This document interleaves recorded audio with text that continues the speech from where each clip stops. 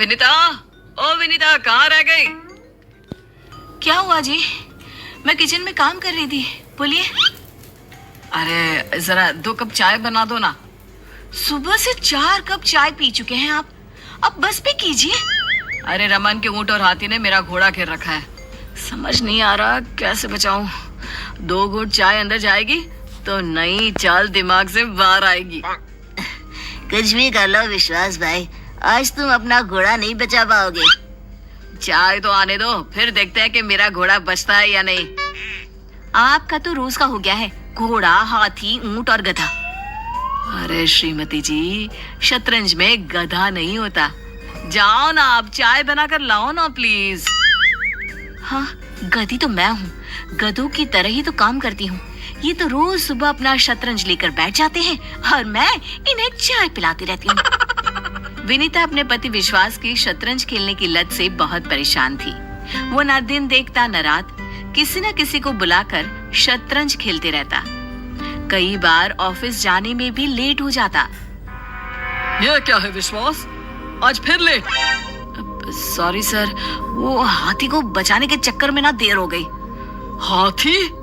हमारे शहर के आसपास हाथी कहाँ से आ गया? पैसा किसे बचाया तुमने? क्या कोई शिकारी हाथी को मार रहा था? वो रमन के घोड़े और ऊंट ने उसे घेर लिया था। कौन रमन? मेरा पड़ोसी बॉस। तुम्हारे पड़ोसी के पास ऊंट और घोड़ा है? तुम कॉलोनी में रहते हो या चिड़ियाघर में? चिड़ियाघर? अरे बॉस, मैं तो शतरंज की बात कर रहा था।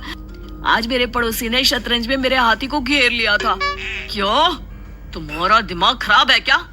तुम शतरंज खेलने के चक्कर में ऑफिस लेट आते हो। कान खोलकर सुन लो, जितने दिन तुम लेट आओगे उतनी तनख्वाह कटेगी। बॉस की वार्निंग का भी विश्वास पर कोई असर नहीं पड़ता, लेकिन इससे विनीता की परेशानियां और बढ़ गई। ये क्या, इस महीने इतने कम पैसे? हाँ, वो थोड़ी सैलरी इस महीने कट गई। थोड़ी? अरे ये तो आधी कट गई है। लेकिन सैलरी कटी क्यों? वो मैं जरा लेट हो जाता हूँ ना ऑफिस जाने में, तो बॉस ने सैलरी काट ली। हाँ? और लेट क्यों हो जाते हो? वो मैं शतरंज खेल रहा था, है ना? अरे क्या मिलता है तुमको शतरंज के खेल में? शतरंज मुझे पसंद है विनीता, और ये खेलने से ना दिमाग तेज होता है। लेकिन शतरंज से घर नहीं चलता। अब इस आधी तनख्वाह में पूरा घर, पूरा महीना कैसे चलेगा बताओ?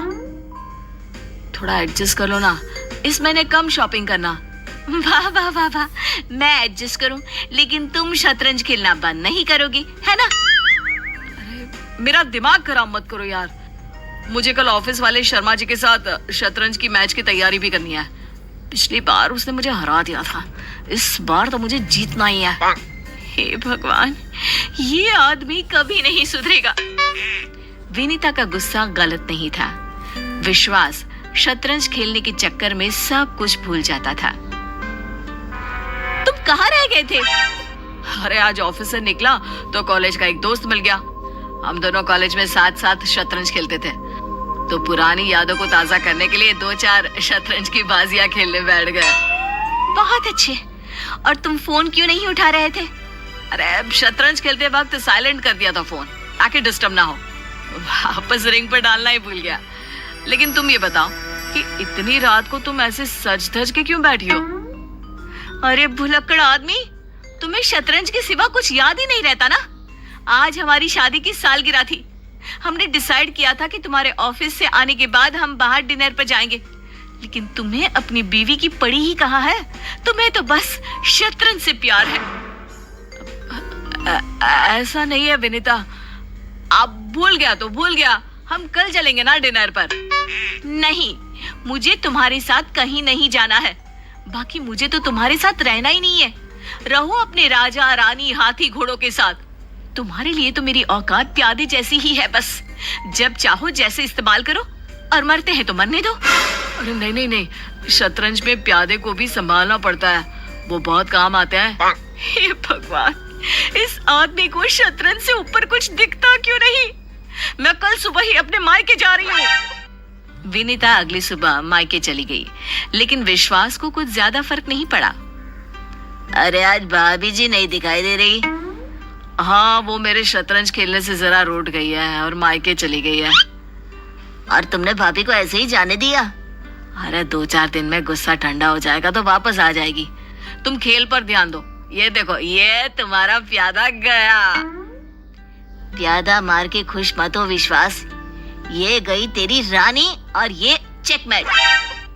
विनीता के जाने के बाद विश्वास और भी ज्यादा शतरंज में डूब गया और इसका नतीजा भी उसे जल्द ही भुगतना पड़ा। विश्वास, इतनी वार्निंग देने के बाद भी तुम्हें समझ में नहीं आया। ना तो तुम टाइम पर ऑफिस आते हो, ना ही काम ठीक से करते हो। तुम्हें कल से ऑफिस आने की कोई जरूरत नहीं है। भाई रमन, तुम 2 दिन से आए नहीं शतरंज खेलने।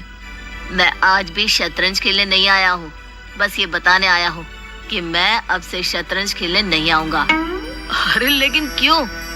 क्योंकि तुम औरों के साथ तो बहुत अच्छा खेल लेते हो, लेकिन जिंदगी की शतरंज में बिल्कुल अनाड़ी हो।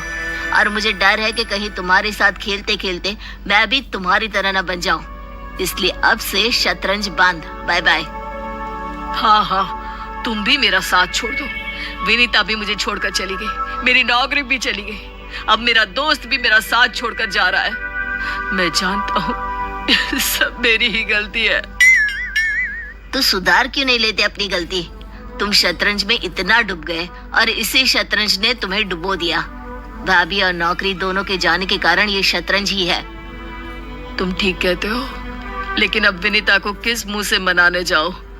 अब तो मेरी नौकरी भी चली गई है। बेवकूफ, भाभी तुमसे प्यार करती है, तुम एक बार जाओ तो सही। और दोस्त, शतरंज हो या असली जिंदगी, राजा के लिए रानी बहुत जरूरी होती है।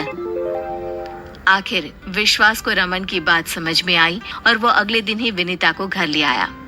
विनीता, मुझे माफ कर दो। मैं शतरंज खेलने में इतना डूब गया कि तुम्हें खुद से दूर कर बैठा। मैंने इसी चक्कर में अपनी नौकरी भी गंवा दी। मैं जानता हूँ बहुत देर हो चुकी है, फिर भी हो सके तो मुझे माफ कर दो। आज के बाद मैं कभी शतरंज नहीं खेलूंगा। अगर आप अपनी गलती समझ गए हैं तो अभी भी बिल्कुल देर नहीं हुई। हम साथ मिलकर फिर नई शुरुआत करेंगे। और मुझे आपके शतरंज खेलने से कोई परेशानी नहीं, लेकिन शौक को शौक बनाकर रखिए, उसे अपनी जिंदगी पर हावी मत होने दीजिए। तुम सही कहती हो विनीता, अब मेरा पूरा ध्यान तुम पर और अपने काम पर रहेगा। आखिर बुद्धू लौट कर घर आया। विनीता के आने के बाद विश्वास की जिंदगी में खुशियां फिर से लौट आई।